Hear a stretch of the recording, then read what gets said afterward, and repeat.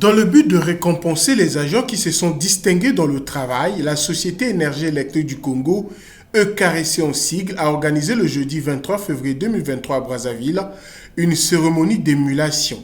Occasion pour Jean-Bruno Ndanga Adou, directeur général de cette société, de présenter le bilan de l'année 2022. Bilan qu'il juge positif malgré quelques difficultés rencontrées. Aussi a-t-il rappelé à tous les prescriptions édictées par le gouvernement pour le bien des Congolais. Durant l'année 2022, nous avions pu jouer un rôle essentiel aux côtés de nos clients encore fragilisés par cette crise sanitaire.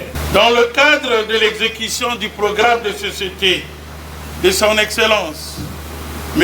Denis Sassou Nguesso, président de la République, chef de l'État, ensemble poursuivant la marche, le gouvernement de la République avait notamment prescrit à Énergie électrique du Congo les orientations suivantes. Assurer la continuité du service public de l'électricité jusqu'à la mise en concession des ouvrages de production et de distribution d'énergie électrique. Accentuer la desserte en électricité et relever la qualité de l'énergie distribuée.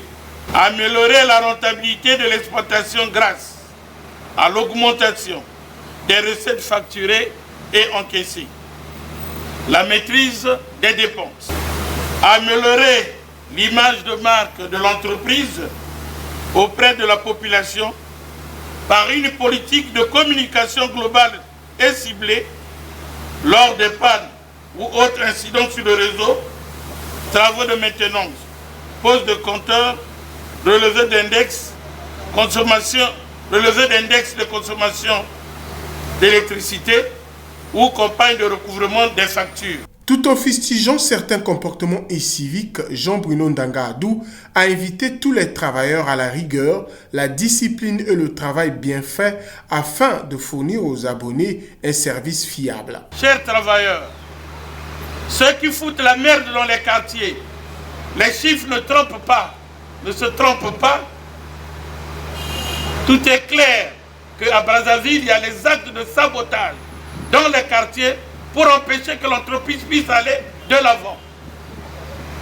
Chers travailleurs, l'heure est arrivée d'ouvrir les yeux, de dénoncer tous ceux qui ont ces comportements déviants qui ne font que tirer l'entreprise vers le bas.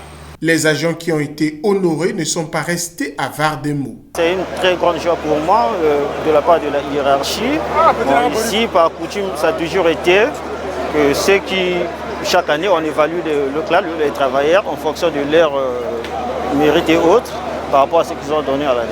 Moi, cette année, ça a été l'année 2002. Je fais parmi des lauréats, ça me fait une très grande joie.